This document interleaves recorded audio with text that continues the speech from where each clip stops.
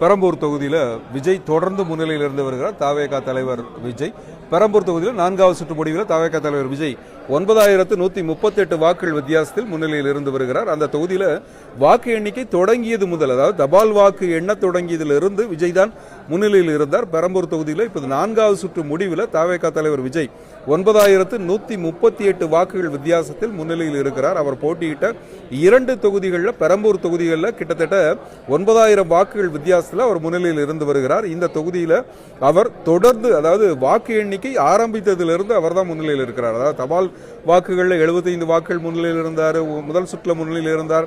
இப்போ 4வது சுற்று முடிந்திருக்கிறது. இந்த 4வது சுற்று முடிவில் விஜய் 9138 வாக்குகள் வித்தியாசத்தில் பெற்றிருக்கிறார். அந்த தொகுதியில் தொடர்ந்து அவர் முன்னிலையில் இருந்து வருகிறார். பெரம்பூரில் விஜய்